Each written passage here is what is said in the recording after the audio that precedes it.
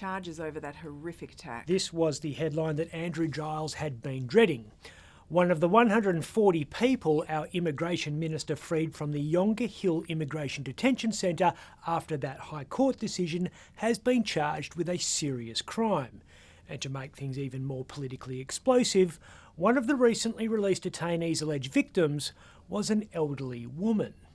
It's a bad look. Gets a whole lot worse. Nanette Simons is not only a pensioner and a cancer patient, she's compelling. Handed over all my life savings sort of just on a platter, only to be bashed for it. And alongside husband Phil, she didn't mind telling the world what had happened to her on April 16, allegedly, when former Yonge Hill resident Magic Dukoshkin and two other men posed as police officers to gain entry to her Girraween home. I thought I was dying.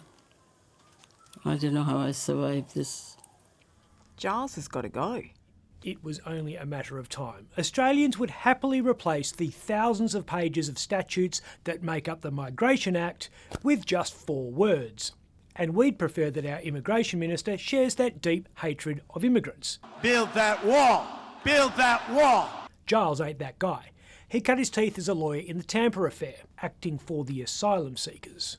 We're used to Labor fumbling the issue of border security, but it takes a special type of ineptness to lose control of illegal immigrants even when they're locked up. Albanese needs to stem the bleeding. He's tending his own wounds at the moment. Albo has come perilously close to having his own "what if it was your daughter" moment during the national rallies protesting violence against women. Politics overtook the message. The nation comes together to discuss ways to reduce and hopefully end gendered violence, as it's become known, and within 5 minutes we're arguing about whether the Prime Minister was or was not invited to speak at a rally, and whether he assigned an appropriate threat level to the problem. The Prime Minister has declared domestic violence a national crisis. Because some people believe he should have declared a national emergency instead of a national crisis.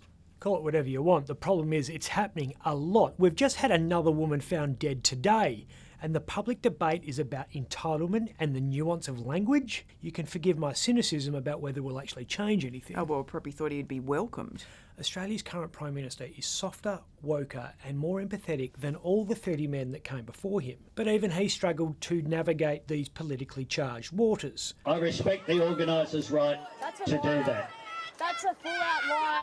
That's Sarah Williams, who is the head of activist group What Were You Wearing? Sarah reckoned Albo exercised his privilege to muscle into the Canberra rally's run order after being heckled by the crowd, and that he lied about how the organisers had asked that he not speak, a claim over which there is some confusion if you watch the footage.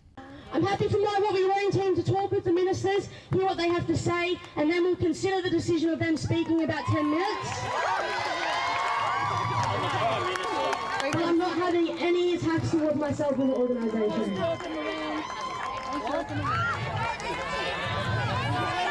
Speaking or not speaking?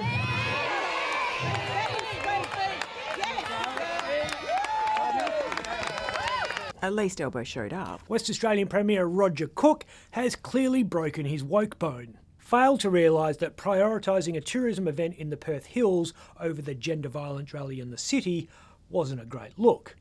Normally the Deputy Premier would have attended in his place, but Rita Saffioti was also at the feel-good photo op in her capacity as Tourism Minister. Rita and Roger are spending $165 million to encourage West Australians to explore the great outdoors. Not that we need any motivation, many of us are living there permanently courtesy of the state's housing crisis. I'm Ben Harvey. For more Up Late, click the subscribe button below.